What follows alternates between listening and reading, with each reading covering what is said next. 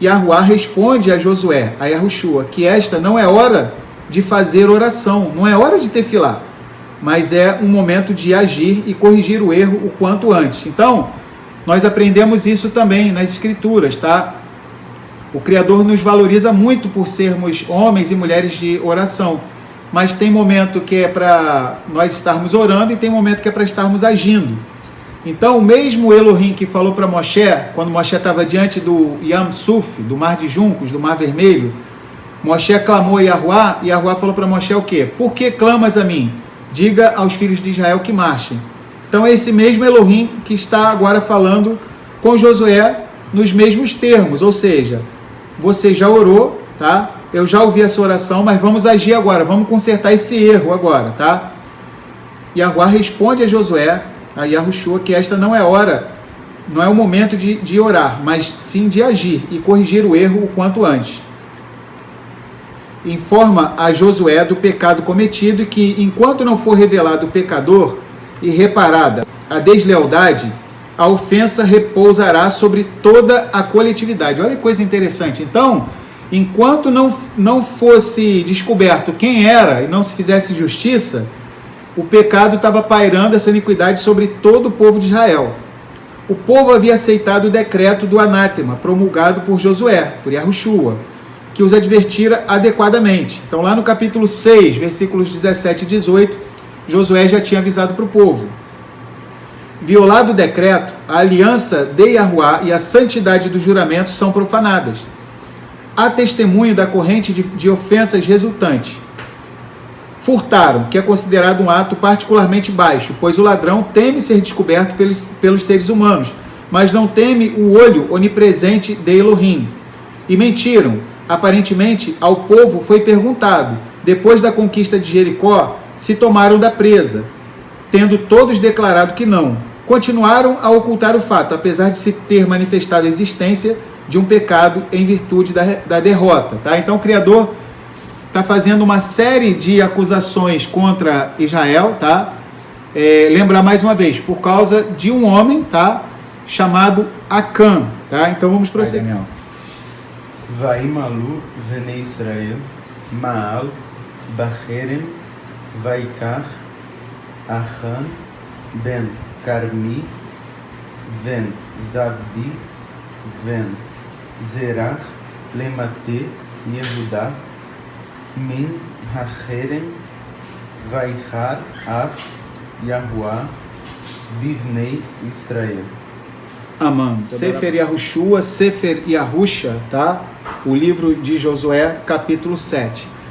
Então, o Daniel leu para nós o início, tá, desse capítulo. Ele leu o versículo 1 do capítulo 7 de Josué. Diz assim: E prevaricaram os filhos de Israel no anátema, no consagrado, porque Acã, filho de Carmi, filho de Zavdi, filho de Zerach, da tribo de Yahudá, Judá, tomou do anátema, do consagrado, e a ira de Yahuá se acendeu contra os filhos de Israel.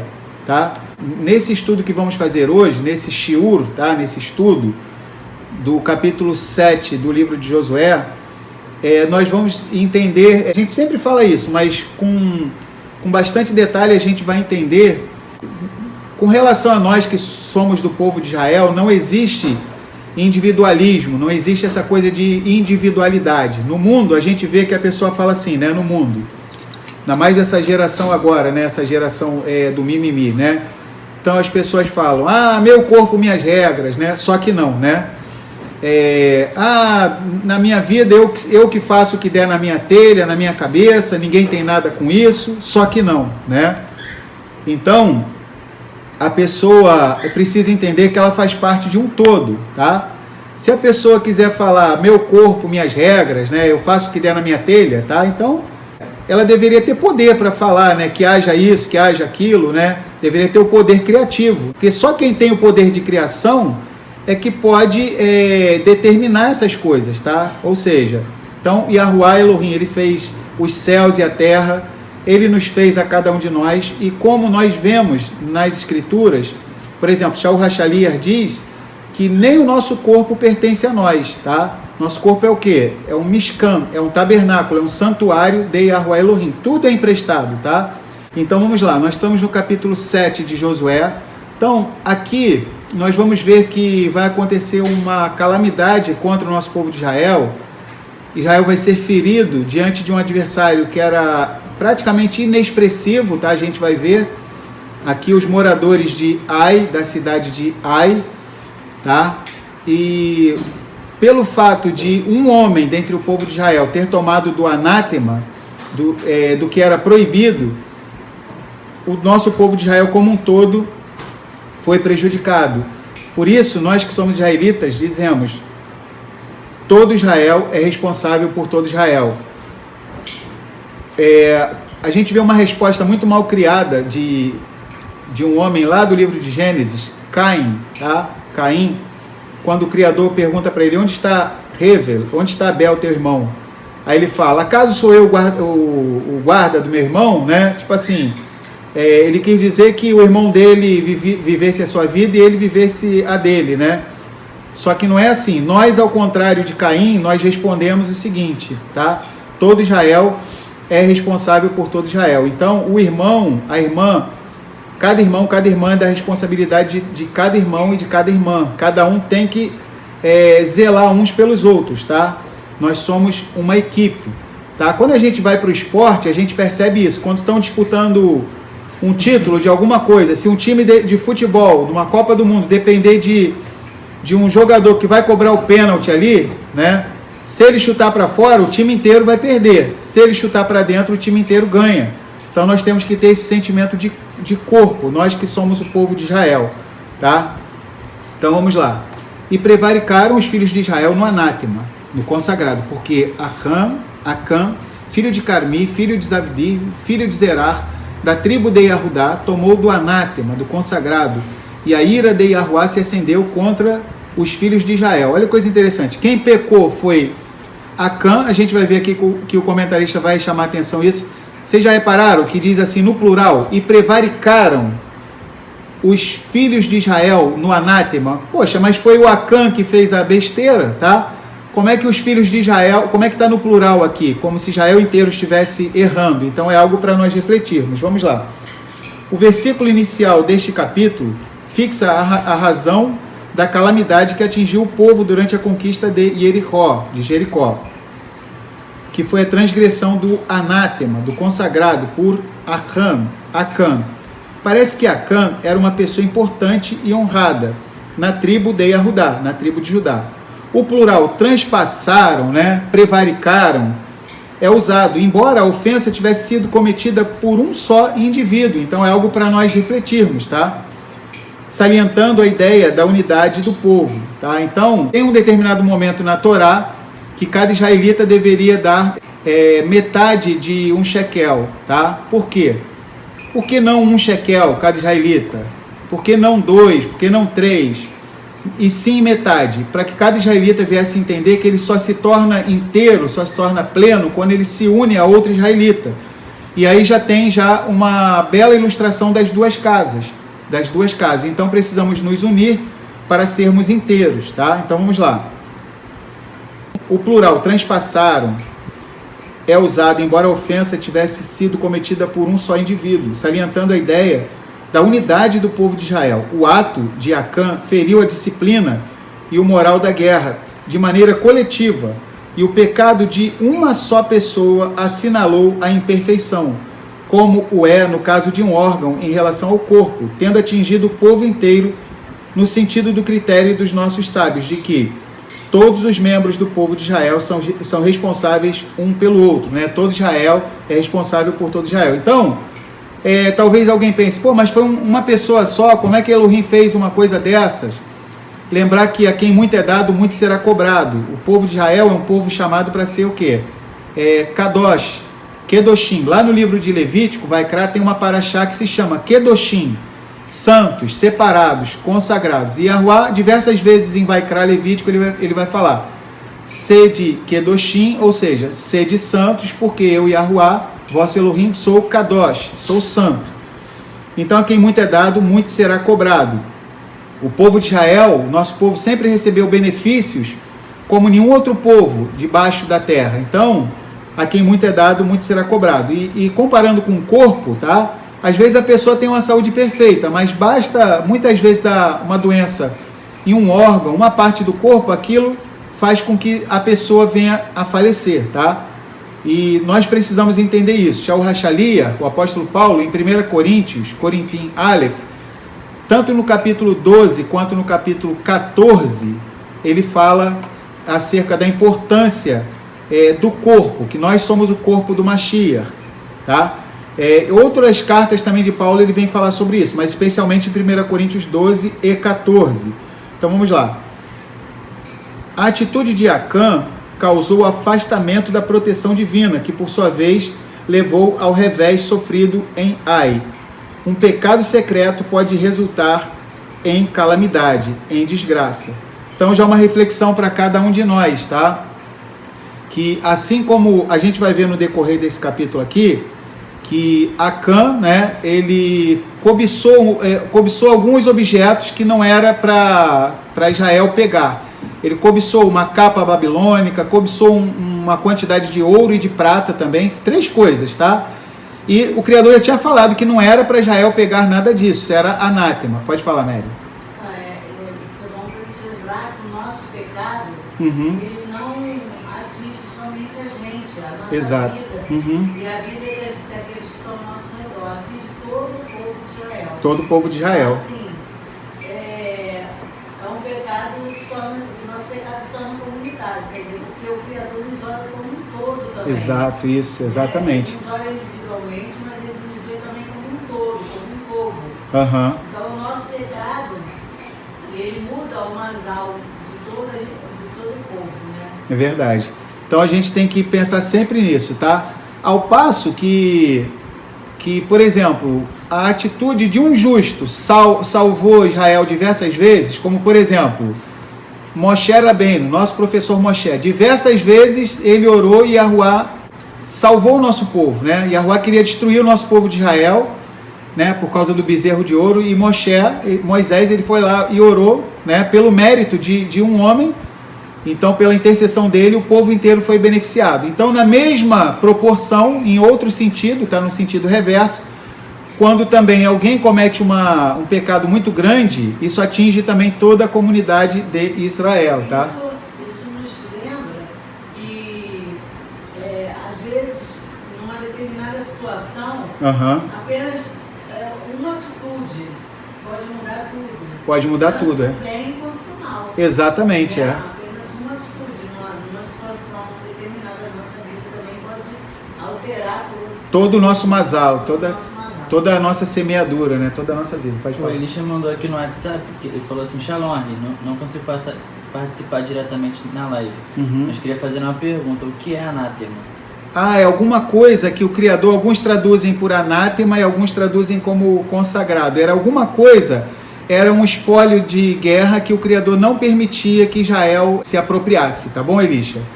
Então essa palavra aqui, algumas traduções é anátema, outras é o consagrado, é que o Criador não queria que Israel tomasse aquilo. Então a gente poderia dizer assim, era algo que era vedado a Israel, era proibido para Israel, tá? Israel não poderia estar tomando aquele espólio de guerra, tá? Seria tipo quando o Criador falou para Shaul, né? Isso, bem lembrado, bem lembrado. Isso, né? Isso, exatamente. Ele fala para ele tomar tudo, não tomar nada, né? Não tomar nada. Por exemplo, a Mary lembrou uma coisa interessante, né? O rei Shaul, né? O rei Saul, ele guerreou contra os amalequitas, tá? E foi lá e ele não poderia tomar nada. Tudo ali era anátema, não poderia tomar espólio. E deveria matar o rei, né? E o que acontece? O profeta Samuel vem chegando e tal, e ouve aquele barulho de gado, aquela coisa toda. Que é isso, Saul? Que é isso, Shaul? Que eu estou ouvindo o barulho desses animais, e o rei... E ainda mais o rei Agag ainda está vivo, né?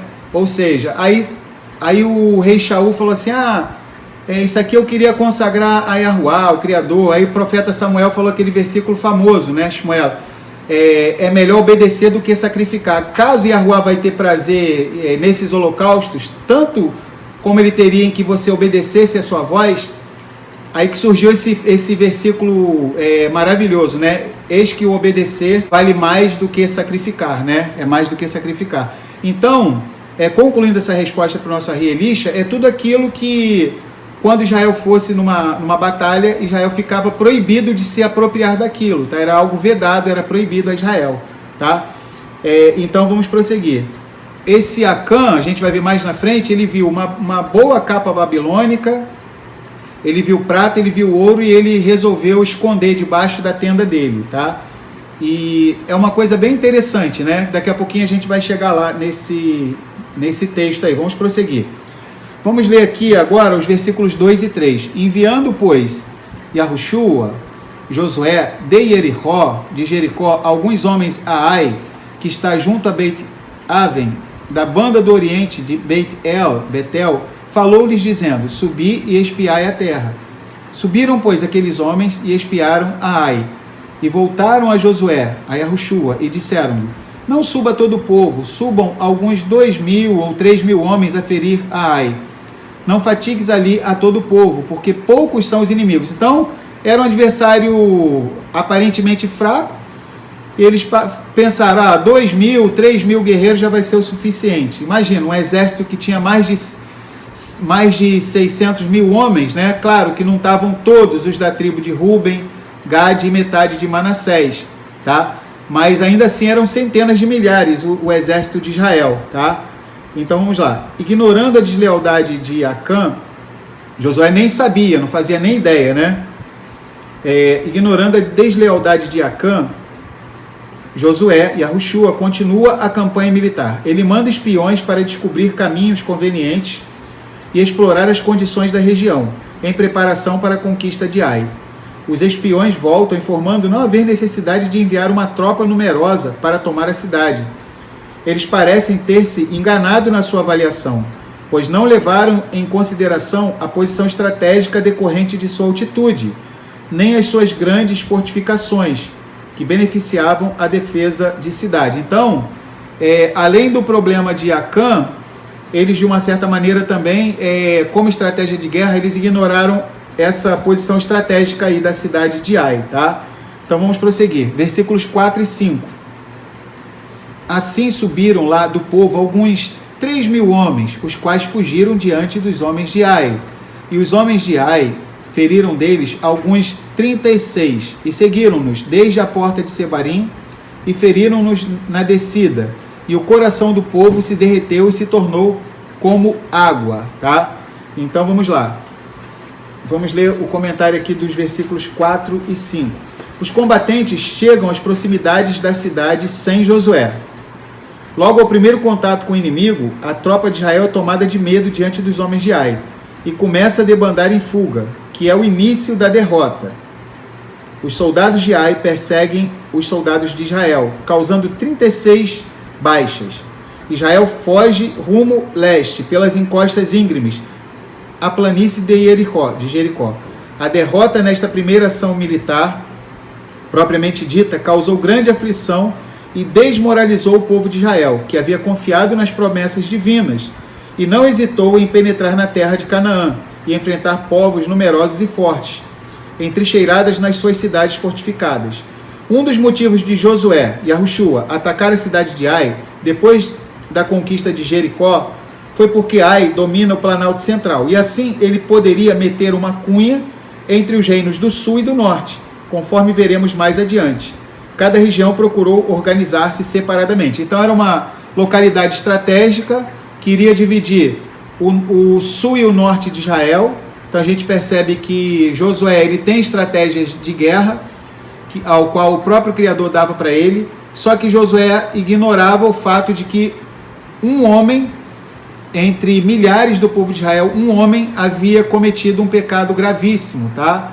Então, lembrar mais uma vez, todo Israel é responsável por todo Israel. Então, nós percebemos isso, tá? Ou seja, Josué estava literalmente vendido na situação, não sabia de nada.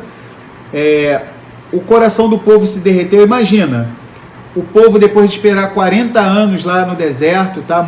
Aquela primeira geração de Moisés e Arão já tinha morrido, de Moshe e de Aharon.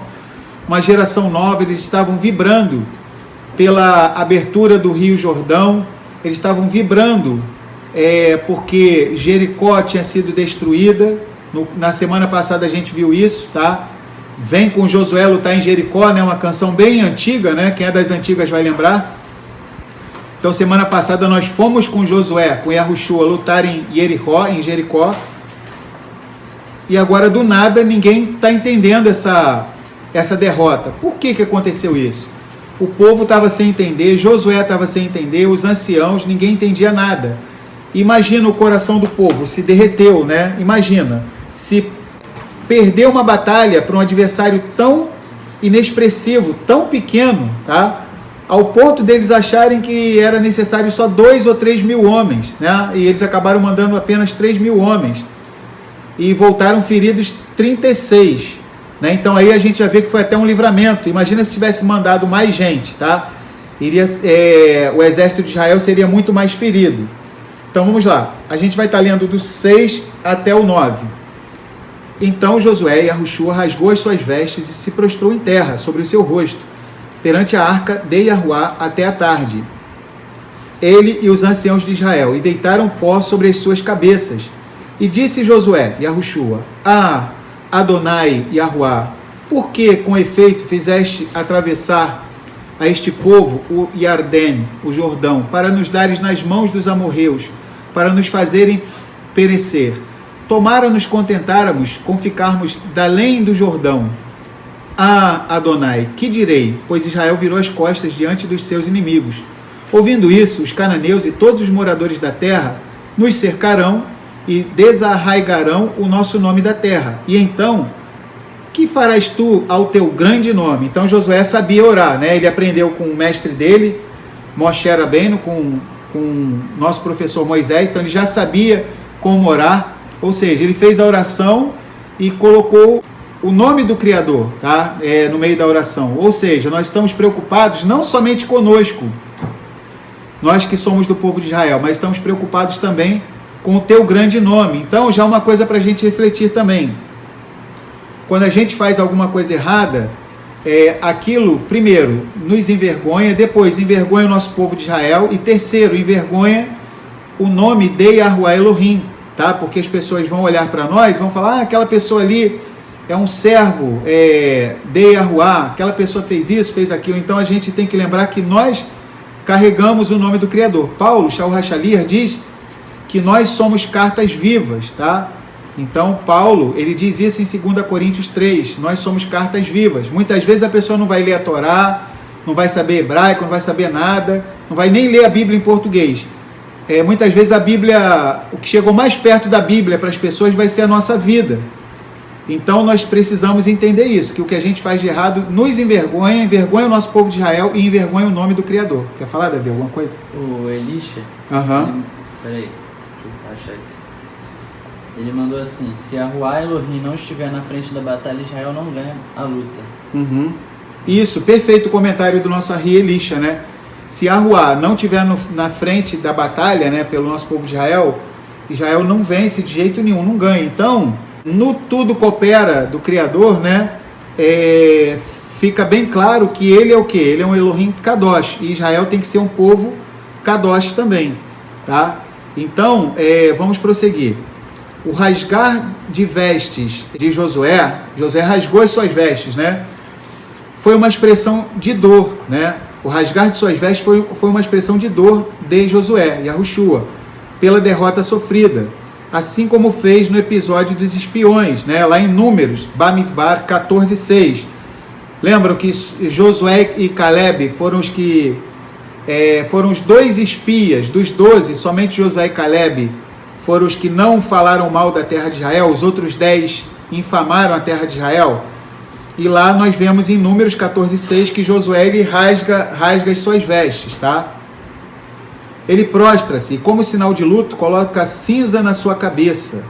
E os anciãos de Israel fazem o mesmo. A debandada e fuga do exército de Israel contradizia a promessa feita a Israel por Yahuwah. e farei que todos os teus inimigos te virem as costas. Essa é a promessa que Yahuwá tinha para o nosso povo de Israel. É claro que se o nosso povo não pecasse, tá? As bênçãos, elas são condicionais, a gente precisa entender isso. Isto resultaria na profanação do santo nome de Yahuwá. E Josué, Yahushua, pergunta na sua oração: e o que farás pelo teu grande nome? Os povos que antes tinham medo de Israel poderiam criar coragem, poderiam sentir-se mais fortes, atacar Israel e aniquilar Israel. Josué, Yahushua, procura assim restaurar a compaixão divina pelo povo. É tipo assim, olha, tem misericórdia, tá? É como se Josué tivesse em sua oração, né, acrescentando não só o povo de Israel, mas o quê? A santidade do nome de Yahuwá Elohim. Por quê? Porque isso é uma coisa para nós refletirmos. Yahuwá é perfeito, mas nós somos imperfeitos. Então, dentre todos os povos aqui debaixo da terra, com todas as suas imperfeições, tá? Mesmo com todas as suas imperfeições, só um povo resolveu dar um cheque em branco nas mãos do Criador, né? Antes de Moisés subir o Monte Sinai, o nosso povo de Israel falou o quê? Nascer venishma, faremos e ouviremos. O nosso povo também teve coragem, antes disso, de ir para o deserto, tá? Em Jeremias capítulo 2, diz que a lua de mel de Yahuwá Elohim com a humanidade se deu durante aqueles 40 anos que o Criador, que Yahuwá, permaneceu com o nosso povo no deserto. Então, lá em Jeremias, Irmiarro capítulo 2, o Criador elogia a atitude do nosso povo de Israel por ter tido a coragem, tá, de ter ido para o deserto, uma terra não cultivada. Ou seja, então, mesmo Israel tendo inúmeros erros, tá, mas quando as nações lembravam do nome de Yahuwá, o que elas falavam? Esse é o Elohim de o quê? Israel, tá? Então, o nome Israel, querendo ou não, estava associado ao tetragrama, tá? Yahuwá sempre era conhecido pelas outras nações como o Elohim de Israel, o Elohim dos hebreus, dos ivrim também, tá? Então, que venhamos meditar nisso, tá? Primeiro, que a gente venha aprender a orar como Moshe, como Yahushua, Josué. Então, nós devemos sempre, na nossa oração, não ser só uma oração egoísta, mas devemos, através de nossas palavras na oração, demonstrar ao Criador que vai ser bom. Aquele motivo pelo qual nós estamos orando é algo bom, tá? Porque nós vamos lembrar que nós estamos preocupados com o nome dele, tá? Com a santidade do nome de Yahuwá Elohim, tá bom? Então vamos lá. Então Josué, ele na sua tefilá, na sua oração, ele faz como Moisés, né? Ele lembra do nome de Yahuwá Elohim, da santidade do nome dele. Então vamos ler os versículos 10 e 11. E disse Yahuwá a Yahushua, a Josué: levanta-te, por que estás prostrado assim sobre o teu rosto? Israel pecou, e até transgrediram a minha aliança que lhes tinha ordenado, e até tomaram do anátema, do consagrado, e também furtaram, e também mentiram, e até debaixo da sua bagagem o puseram. Então o Criador agora está falando para Josué. Então agora vai começar a fazer sentido na cabeça de Josué e dos anciãos e do povo, porque até então eles não sabiam por que Israel estava perdendo uma batalha que já era ganha, uma batalha tão fácil, tá? Então vamos lá. Yahuwá responde a Josué, a Yahushua, que esta não é hora de fazer oração, não é hora de tefilá, mas é um momento de agir e corrigir o erro o quanto antes. Então, nós aprendemos isso também nas Escrituras, tá? O Criador nos valoriza muito por sermos homens e mulheres de oração, mas tem momento que é para nós estarmos orando e tem momento que é para estarmos agindo. Então, o mesmo Elohim que falou para Moshe, quando Moshe estava diante do Yam Suf, do Mar de Juncos, do Mar Vermelho, Moshe clamou a Yahuwá, e Yahuwá falou para Moshe o quê? Por que clamas a mim? Diga aos filhos de Israel que marchem. Então é esse mesmo Elohim que está agora falando com Josué nos mesmos termos, ou seja, você já orou, tá? Eu já ouvi a sua oração, mas vamos agir agora, vamos consertar esse erro agora, tá? Yahuwá responde a Josué, a Yahushua, que esta não é hora, não é o momento de orar, mas sim de agir e corrigir o erro o quanto antes. Informa a Josué do pecado cometido e que, enquanto não for revelado o pecador e reparada a deslealdade, a ofensa repousará sobre toda a coletividade. Olha que coisa interessante. Então, enquanto não fosse descoberto quem era e não se fizesse justiça, o pecado estava pairando essa iniquidade sobre todo o povo de Israel. O povo havia aceitado o decreto do anátema, promulgado por Josué, por Yahushua, que os advertira adequadamente. Então, lá no capítulo 6, versículos 17 e 18, Josué já tinha avisado para o povo. Violado o decreto, a aliança de Yahuá e a santidade do juramento são profanadas. Há testemunho da corrente de ofensas resultante. Furtaram, que é considerado um ato particularmente baixo, pois o ladrão teme ser descoberto pelos seres humanos, mas não teme o olho onipresente de Elohim. E mentiram. Aparentemente, ao povo foi perguntado, depois da conquista de Jericó, se tomaram da presa, tendo todos declarado que não.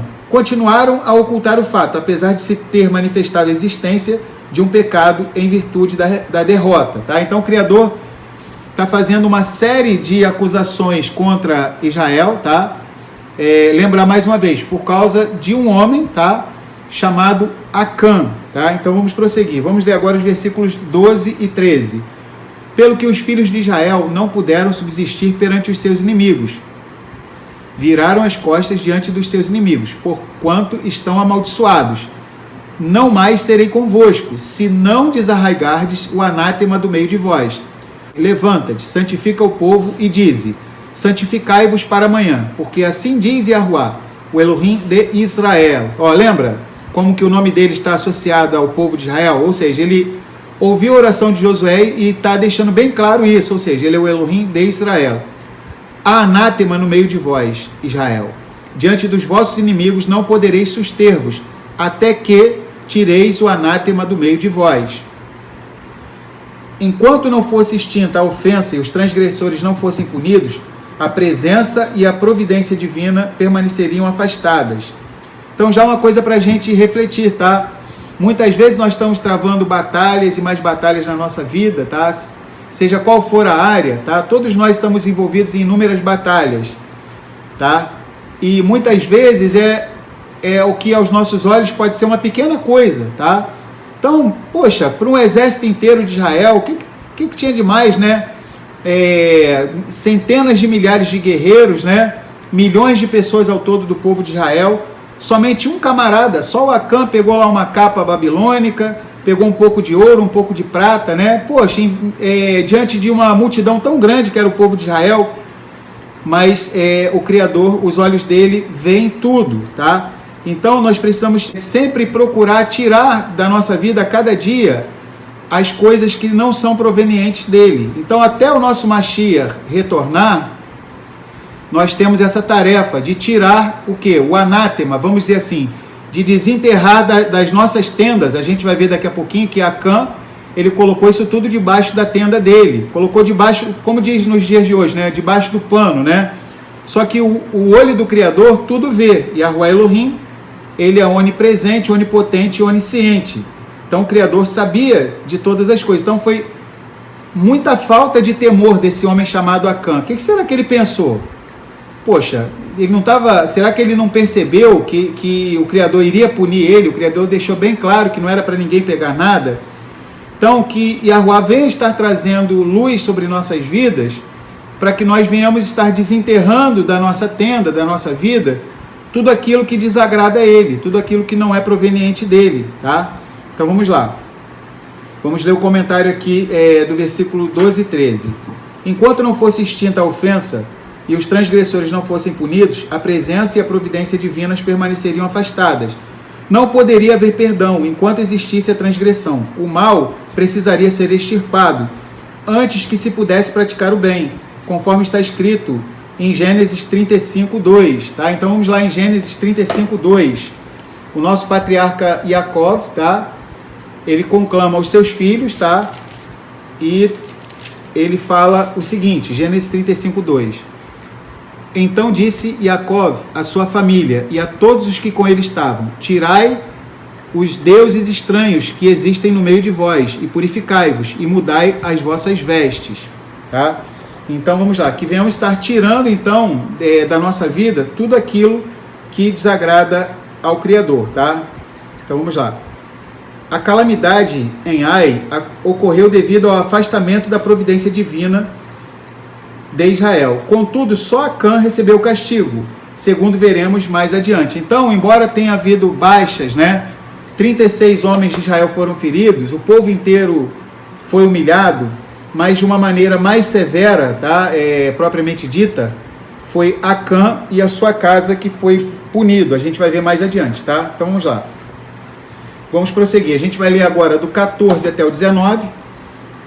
Amanhã, pois, vos chegareis segundo as vossas tribos, e será que a tribo que Yahuá tomar se chegará segundo as famílias, e a família que Yahuá tomar se chegará por casas, e a casa que Yahuá tomar se chegará homem por homem.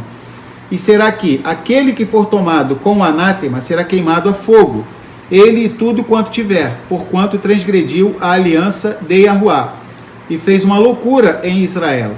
Então Josué e Yahushua se levantou de madrugada, e fez chegar a Israel segundo as suas tribos. E a tribo de Yahudá foi tomada. Então o pessoal que era da tribo de Judá já ficou meio assustado, né? Imagina. As 12 tribos lá foi sorteada a tribo de Judá.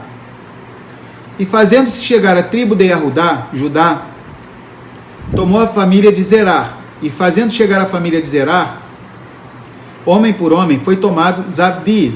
E fazendo chegar a sua casa, homem por homem, foi tomado Acã, filho de Carmi, filho de Zavdi, filho de Zerar, da tribo de Judá.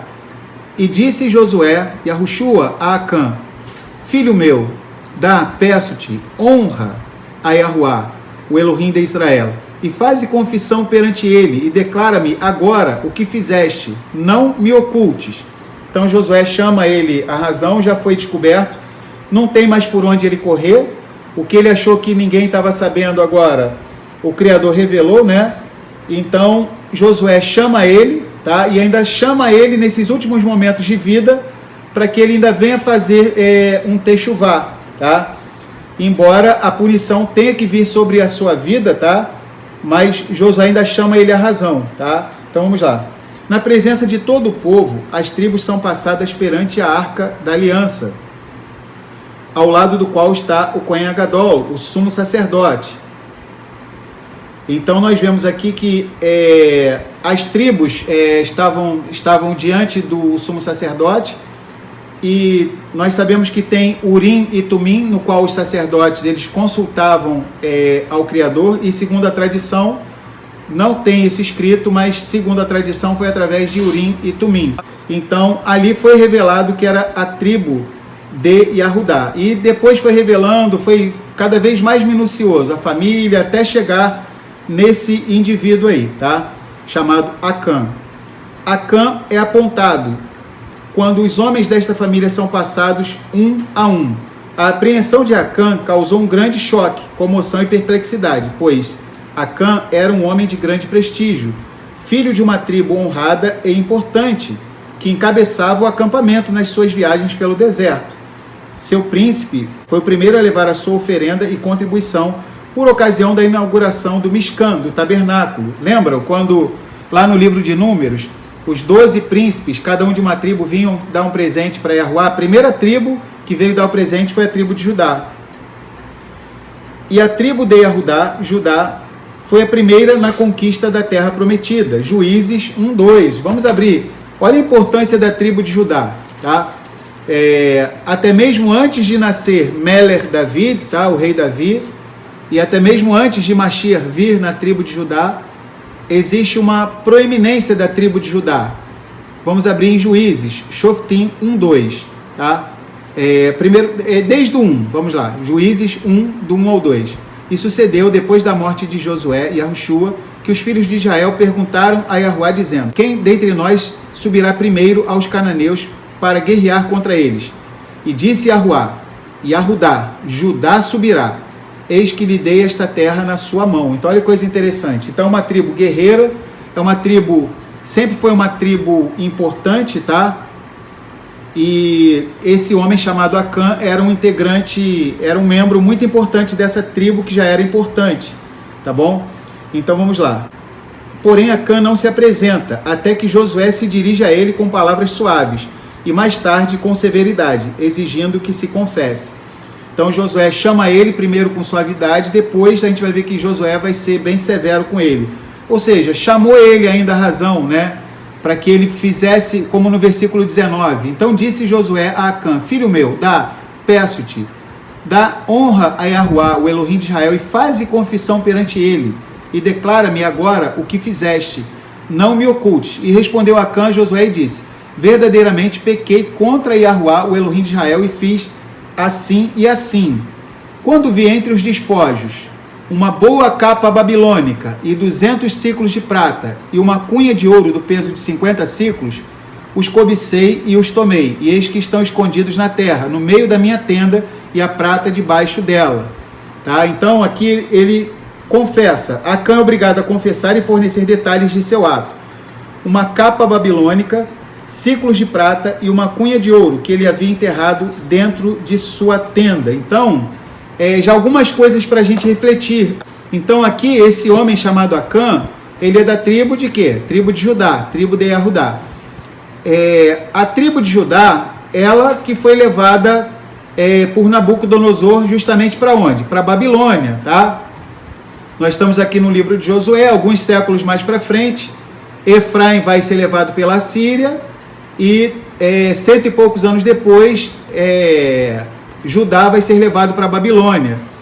E esse período que a casa de Judá permaneceu nesse cativeiro na Babilônia, trouxe alguns malefícios para o nosso povo de Israel. Esse Acã, aqui no Josué 7:21, diz que ele viu entre os despojos uma boa capa babilônica. Nós podemos dizer que muito do que os nossos irmãos da casa de Judá fazem hoje, tá? Muito, não tudo, tá? Porque a maioria das coisas é correta, mas muito do que os nossos irmãos da casa de Judá, uma boa parte faz, foi oriundo do quê? Desse período que ficou na Babilônia, como por exemplo o dogma do Shem HaMeforash, a proibição de se falar o nome de Yahuá. Então, foi uma coisa ruim que foi estipulada durante esse período de 70 anos que a casa de Judá ficou na Babilônia. E muitas outras coisas, tá? As coisas boas, nós que somos Netzarim, das duas casas, as coisas boas da casa de Judá e de Efraim, a gente mantém. Mas o que não é bom, a gente retira. Então, essa boa capa babilônica que o Acã viu e cobiçou, nós poderíamos dizer que a casa de Judá hoje, em grande parte, tem uma capa que encobre ela, uma capa babilônica, que aos olhos da casa de Judá, muitas vezes é boa, mas que não é uma coisa boa. Em um nível mais profundo, a gente pode pensar nisso, tá? E aqui nós vemos também 200 ciclos de prata e uma cunha de ouro, né, do peso de 50 ciclos. Então, muitas vezes, a casa de Judá, de uma certa maneira, ela esconde as coisas, né? Esconde muitas vezes o nome, esconde a identidade israelita das tribos, quando volta, não os aceita e por aí vai. Então nós vamos estar lendo aqui agora os versículos 22 e 23, tá? Primeiro o 20 e 21 nós lemos, vamos ler o comentário. Acã é obrigado a confessar e fornecer detalhes de seu ato. Uma capa babilônica, ciclos de prata e uma cunha de ouro que ele havia enterrado dentro de sua tenda. Vamos agora para o 22 e 23. Então Josué e Yahushua enviou mensageiros que foram correndo à tenda, e eis que tudo estava escondido na sua tenda, e a prata debaixo dela. Pode falar. Legal, muito bom esse comentário do nosso Arrigil Célio, tá? Essa capa, gostei desse comentário, tá? Do Arrigil Célio. Essa capa babilônica, tá? Nós podemos dizer que é realmente essa religiosidade, tá? O que? O judaísmo, né? Ou seja, o entendimento da Torá era antes de ir para a Babilônia, pós-Babilônia já se tornou um outro entendimento, uma série de dogmas, tá? Então, muito legal o comentário do irmão Gilcélio, tá? Ou seja, podemos dizer que essa capa, né? Porque a capa é algo que vem encobre, né? Ou seja, essa capa seria o quê? A religião, tá? O Criador não estabeleceu nenhuma religião, nenhum ismo, né? Nem judaísmo, nem cristianismo, né? Então, o ismo dos efraimitas é o que? O cristianismo. E o ismo da casa de Judá é o judaísmo. E o Criador não estabeleceu isso. Então, essa religiosidade, a religião, tá? Muito bem colocado pelo irmão Gilcélio, tá? É tipificado por essa capa, tá? Essa capa babilônica, tá?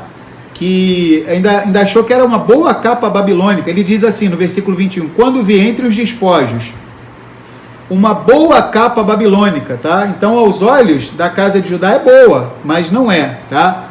Acabou trazendo muitos prejuízos para o nosso povo, tá? Então, vamos lá. Vamos prosseguir. Acã é obrigado a confessar e a fornecer detalhes de seu ato. Um manto babilônico, né, uma capa babilônica, ciclos de prata e uma cunha de ouro, que ele havia enterrado dentro de sua tenda. Vamos ler o 22 e o 23 agora. Então Josué e Yahushua enviou mensageiros que foram correndo à tenda, e eis que tudo estava escondido na sua tenda, e a prata debaixo dela. Tomaram, pois, aquelas coisas do meio da tenda e as trouxeram a Josué, Yahushua, e a todos os filhos de Israel, e as deitaram perante Yahuá. Né? Então vamos lá. Há entre os membros da tribo os que não acreditam que Acã seja capaz de fazer uma coisa dessas. Segundo a tradição, isto quase causou distúrbios entre as tribos, fazendo com que os enviados se apressassem para trazer a presa do local indicado por Acã, para Josué e Yahushua, que está esperando na presença do povo. Josué e Yahushua apanha a presa e com grande tristeza exibe em público o objeto do anátema, causador do sofrimento e da confusão do povo de Israel. Então Josué pegou, né, mostrou, deve ter sido com muita tristeza, né? Lembrar que aqueles objetos trouxeram a derrota para o nosso povo de Israel. Então, que vemos refletir sobre isso. O Criador, ele nos concede todas as coisas, nos dá vida, nos dá tantas bênçãos. Para que a gente vai querer justamente alguma coisa que o Criador falou para nós? Isso não. Então, muitos de nós estamos orando sobre várias coisas nas nossas vidas. Uns estão orando pela sua vida sentimental, né? Muitos já estão casados, outros querem se casar. E muitas vezes tem orado e o Criador já tem falado, né? E muitas vezes a pessoa procura não ouvir o que o Criador tem falado. Então, muitas vezes a pessoa pensa, tanto com relação à sua vida sentimental, como na sua vida profissional. Muitas vezes algumas coisas podem parecer vantajosas, mas não é aquela bênção que o Criador tem para nós. Tá? Em qualquer área, tá? Seja na área sentimental, seja na área do trabalho, dos estudos. Então a gente tem que procurar estar o quê? Andando de acordo com a vontade do Criador. Não querer aquilo que ele proibiu. Tem tanta coisa que ele já liberou, para que a gente vai querer logo o que é proibido? Pode falar. Interessante que morreu Acã e todos da família, tudo que ele tinha, e traga ao acampamento. Mas Elohim dissipa todo o mal. Mas Elohim o quê? Dissipa todo o mal, é verdade. Então, perfeito o comentário da nossa irmã Elisângela, tá? Ou seja, Acã, né, e toda a sua casa, sua tenda, eles vão morrer, até mesmo os seus animais, tá? Então, vamos lá, nós lemos os versículos 22 e 23, estamos chegando no final, tá? Há entre os membros da tribo os que não acreditam que Acã seja capaz de fazer uma coisa dessas, né? Então, perplexidade, ele deveria ser uma pessoa muito honrada, tá? Segundo a tradição, isto quase causou distúrbios entre as tribos, fazendo com que os enviados se apressassem para trazer a presa do local indicado por Acã para Josué e Yahushua, que estava esperando na presença do povo. Josué e Yahushua apanha a presa e, com grande pesar, exibe em público o objeto do anátema, causador do sofrimento e da confusão do povo de Israel. Então vamos ler agora o versículo 24, tá? Então Josué e Yahushua e todo Israel com ele tomaram Acã, filho de Zerar, e a prata, e a capa, e a cunha de ouro, e a seus filhos, e a suas filhas, e a seus bois, e a seus jumentos, e as suas ovelhas, e a sua tenda, e a tudo quanto tinha, e levaram-nos ao vale de Acor. Então vamos lá. Josué e Yahushua toma Acã, a presa, seus bens e a sua família, que conforme consta, sabiam do acontecido e o protegeram. Então, até mesmo o fato ao que parece, né, a família dele sabia e de uma certa maneira acobertou o erro dele, tá? Josué toma Acã, a presa, seus bens e a sua família, que conforme consta, sabiam do acontecido e o protegeram, e os leva ao vale de Acor. Aqui ele é chamado de filho de Zerar, enquanto que no versículo 18 consta ter sido filho de Carmi, Contudo, aqui salienta-se o nome da família, que era Zarhi, ou seja, de Zerar, que foram chamados para presenciar a punição de Acã, a fim de impressioná-los. O nome do local é Acor, que significa turbar, devido ao acontecido. Foi neste local que foi mais tarde fixada a divisa entre Judá, Yahudá, e Binyamin, e Benjamim. Tá? Em Josué 15:7 a gente vai ver que isso vai ser uma divisa geográfica dessas duas tribos. Pode falar. Isso aí colocou, vejo aí uma conexão com o texto de Apocalipse que fala sobre a queda da Babilônia. Acho que em Apocalipse 18, será que estou indo no Apocalipse 18, isso mesmo, Está perguntando, será que está indo longe demais?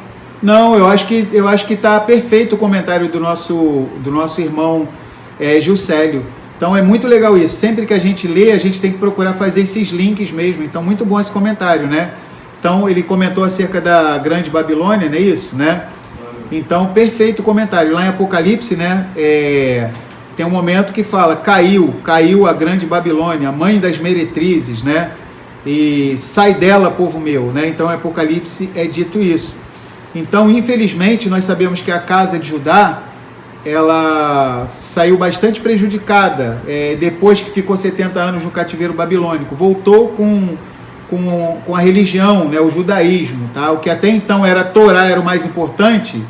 Desde que sai do cativeiro na Babilônia, tá? Eles já reinterpretaram a Torá e fizeram uma série de mudanças, tá? Criaram dogmas. Pode falar. A Elisângela colocou, embora é interessante que Jericó foi a única cidade que Elohim disse para não pegar nada. Sendo que todas as outras sempre nos vai falar para pegar. Por que disse?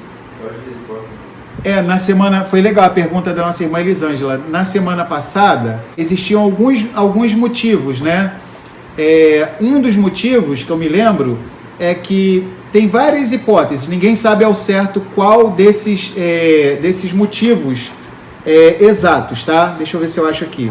Um dos motivos seria o motivo de que, como Israel não se esforçaria nessa batalha, um dos motivos, entre vários, tá? Uma das hipóteses do porquê Israel não poder tomar o anátema dessa cidade, tá? De Jericó.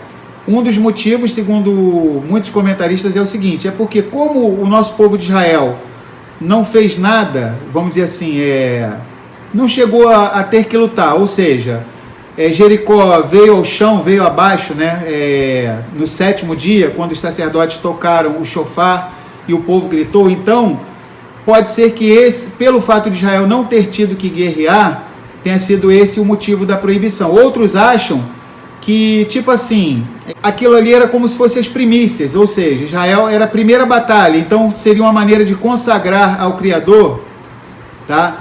As primícias, ou seja, então a primeira parte não tocava, tá? Então, existem algumas hipóteses com relação a esses comentários, pode ter sido por causa disso, tá bom? Então foi legal a pergunta da nossa irmã Elisângela. Ou seja, Israel recebeu gratuitamente, de graça. Então, como Israel havia recebido de graça essa vitória, gratuitamente, tá? Então, por conta disso, não era justo que tomasse dos objetos, das coisas que tinham nessa cidade, tá bom? Então, vamos lá. Vamos prosseguir. Então, nós vamos ler agora os dois últimos versículos, o versículo 25 e 26, tá? Vamos lá. E disse Josué e Yahushua, por que nos turbaste? Então ele perguntou para o Acã, né? Yahuá te turbará a ti este dia. E todo Israel o apedrejou com pedras, e os queimaram a fogo, e os apedrejaram com pedras.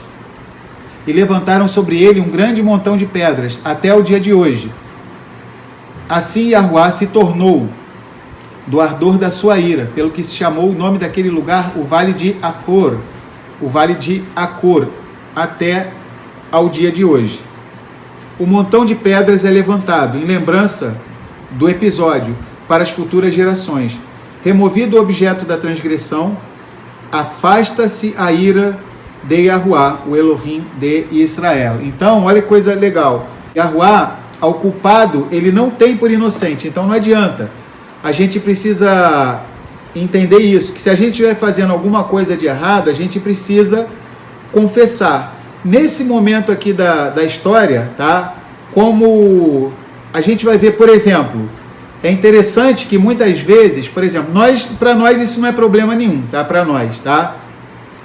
Mas para muitas pessoas que, não todas, mas para muitas que estão dentro do cristianismo, elas muitas vezes ficam assim, o Elohim, né, no Tanar, né, que eles chamam erradamente de Antigo Testamento, era muito severo, né? Qualquer coisa punia o povo. Só que eles acabam se esquecendo que na própria Brit Hadashah, na Aliança Renovada, que eles chamam erradamente de Novo Testamento, tá? Na Aliança Renovada tem a história de um homem chamado Hananiah e a sua esposa chamada o quê? Safira, né? Ananias e Safira. O que acontece? Eles viram que Barnabé tinha doado o valor de uma posse sua, havia doado tudo, tá? Para Querrilá. Aí Ananias e Safira pensaram assim, vamos ficar bem na fita, né? Vamos dar uma contribuição, né, para os apóstolos, né? Só que eles venderam o terreno e retiveram uma parte, tá? E deram somente uma parte, mas falaram, né, que o valor pelo qual eles tinham vendido o terreno era aquele que eles tinham dado para os apóstolos, tá? Ou seja, eles estavam mentindo, querendo mentir para as pessoas, e esqueciam que o Criador via todas as coisas. E a gente sabe, né, o que aconteceu com Ananias e Safira. Então, quando alguém falar com a gente, o Criador é muito severo no Antigo Testamento, é assim que eles falam, né? No Novo Testamento é que veio a graça. Então a gente mostra esse texto aí de Atos, né, de Ananias e Safira, ou seja, os dois morreram, porque eles não mentiram somente aos homens, mas mentiram a Ruach HaKodesh, ao Espírito Santo, tá? Ou seja, então em determinados momentos da história, tá? Como por exemplo, aqui Israel está começando a entrar na Terra Prometida, então é um momento muito importante que não pode haver um deslize.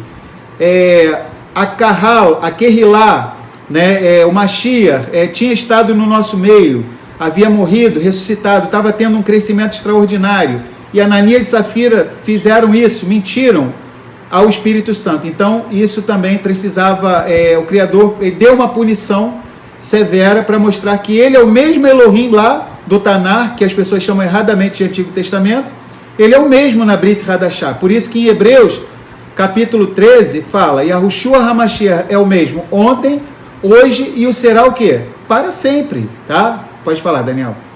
Eliseu colocou, nossa, fiquei com pena das crianças que morreram por causa de Jacó. Todos pagaram com a morte por causa do pecado de Jacó. Acho que por isso que diz na Escritura que o salário do pecado é a morte. Isso mesmo, realmente, né? Foi muito legal o comentário da irmã Elisângela, né? Então, o Yahuwah é um pai zeloso. Então, nós não somos bastardos, nós somos filhos. Então, todo filho precisa ser corrigido. Então, em determinados momentos da história do nosso povo de Israel, tá? O Criador ele faz cortes assim cirúrgicos que muitas vezes a gente olha, poxa, mas por causa do pecado de um camarada só aconteceu isso, mas era um momento crucial na história do nosso povo de Israel.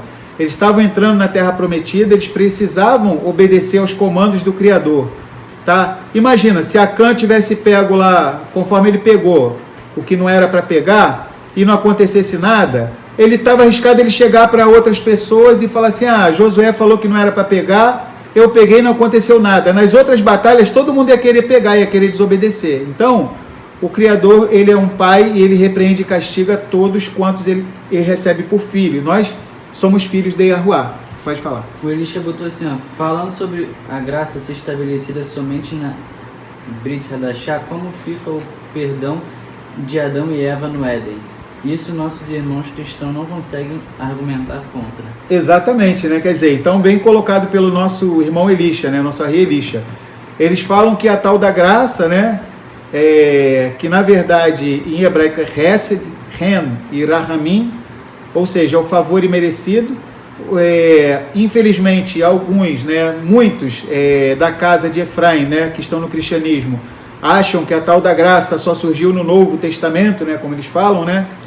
Mas como é que ficaria então a questão de Adão e Havá, Adão e Eva? O Criador falou, no dia em que vocês comerem do fruto do conhecimento do bem e do mal, vocês vão morrer, né?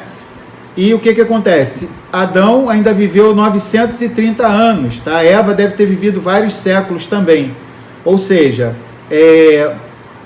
e inúmeros episódios na história do nosso povo de Israel, como por exemplo no episódio do bezerro de ouro, lá também na época de Moisés e Arão, que o nosso povo fez o bezerro de ouro e ainda assim o Criador perdoou o nosso povo. Então, e uma outra coisa interessante, tá? É que essas palavras Hesed, Ren e Rahamim, que simbolizam favor imerecido, benevolência, bondade, compaixão, benignidade, tá?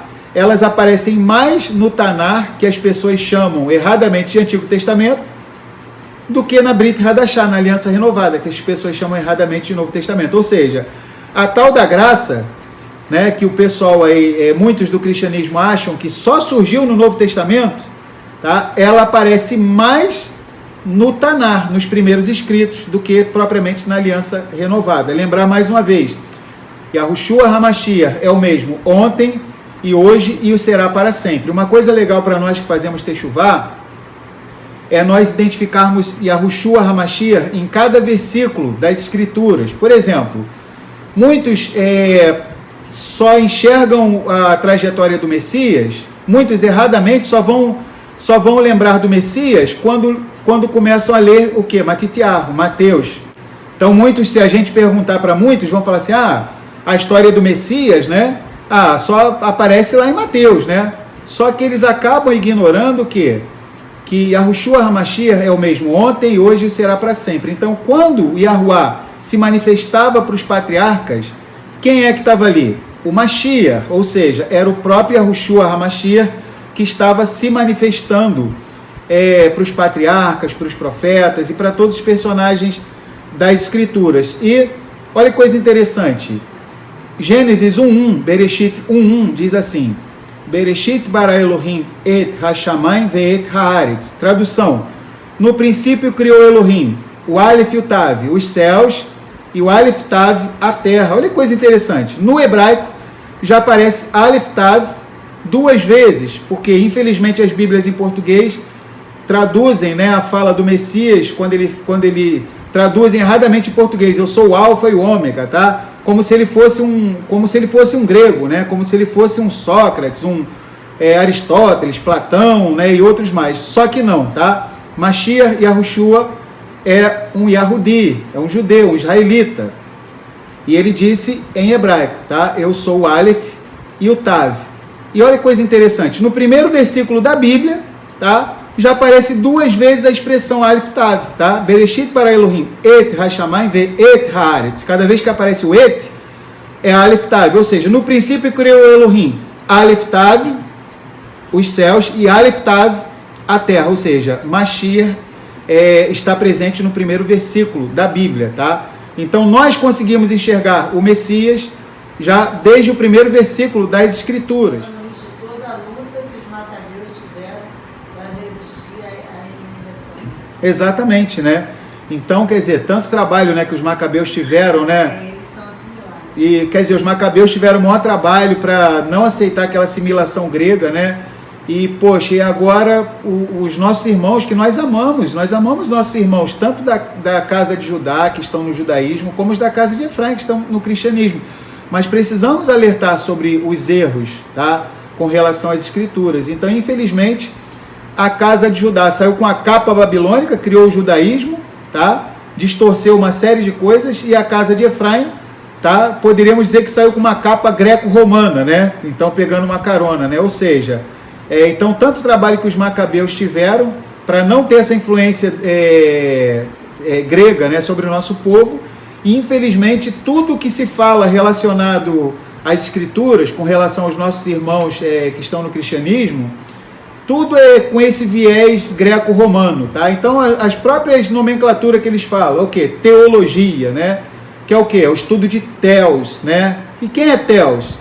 Senão Zeus, ou seja, esse próprio nome ao qual eles se referem ao Criador, ou seja, Deus, né? É a declinação da palavra o quê? Zeus, né? Então, infelizmente, a gente vê que muita coisa precisa ser retirada. Então, nós percebemos o quê? Que o favor imerecido já está desde o Tanar, desde os primeiros escritos. O nosso Messias Yahushua já aparece 2 vezes, tá? a nível Sod, no primeiro versículo da Bíblia. Então, olha que coisa bonita, nós entendermos que no princípio criou Elohim, Aleph Tav os céus e Aleph Tav a terra, ou seja, Mashiach está presente desde sempre. Então, nós louvamos a Yahuwah porque nós podemos ter hoje esse acesso às escrituras em hebraico, tá?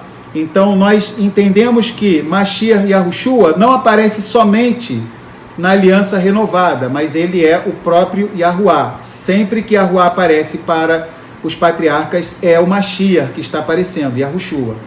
O Elisha botou assim, de Malach, Yahuwah é Yahushua. Isso, bem legal esse comentário do Ari Elisha, né? Ou seja, quando o Tanar menciona o Malach Yahuwah, o mensageiro de Yahuwah, que nas Bíblias em português, né, vem o anjo do Senhor, tá? Mas no original é Malach Yahuwah, ou seja, o mensageiro, o anjo de Yahuwah. Então ali é uma indicação do próprio Yahushua HaMashiach, o nosso Messias, tá bom?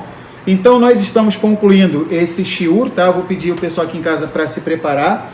A gente vai para as canções finais, tá bom? Então vamos se preparando aqui, tá? Então, algumas reflexões para a gente fazer sobre esse capítulo 7 de Josué, tá? Do Sefer Yahushua, Yahusha, tá? Então, todo Israel é responsável por todo Israel. Se algum de nós, porventura, estivesse pensando assim,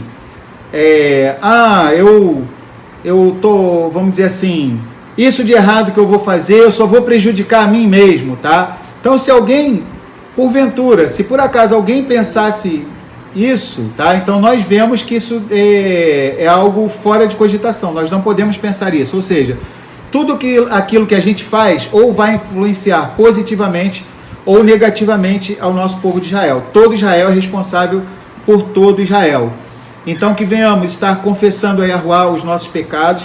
Yohanan Aleph, 1 João diz, se confessarmos os nossos pecados, ele é fiel e justo para nos perdoar os pecados e nos purificar de toda injustiça, tá? Então, se tem alguma coisa debaixo da nossa tenda, tá? Seja uma capa babilônica, tá? Seja ouro, seja prata, seja o que for, que venhamos orar e venhamos confessar ao Criador, para que Ele venha trazer à luz o nosso erro e Ele venha nos perdoar, e que nós não venhamos prosseguir naquilo, tá bom? E por que isso? Porque o nosso pecado atinge todo o nosso povo de Israel. Mas o lado positivo é que tudo aquilo que a gente faz de bom, ou seja, o cumprimento da Torá, também traz bênção para todo o nosso povo de Israel. Verificar, escreveu aqui no livro de João 1, também fala, no princípio era o verbo estava com Elohim, o verbo era Elohim. Isso aí, muito legal. Foi qual irmã que falou? Rivka. Irmã Rivka, então, muito legal, né? Yohanan, João 1, né? No princípio era a palavra, e a palavra estava com Elohim, e Elohim, ele era a palavra, ou seja, Mashiach já sendo mencionado, ou seja, então desde os tempos eternos, tá? Porque Mashiach Yahushua é o próprio eterno, Mashiach Yahushua, ele é o próprio Mariá Yahuwah, o soberano Yah. Shabbat Shalom Lekulam. Então nós estamos concluindo, tá bom? Então já estamos com saudades de todos vocês, tá bom? E que venha o próximo Shabbat, tá bom? Shabbat Shalom Lekulam e Shavuot Tov, já estamos com saudades de vocês. Shabbat Shalom Lekulam.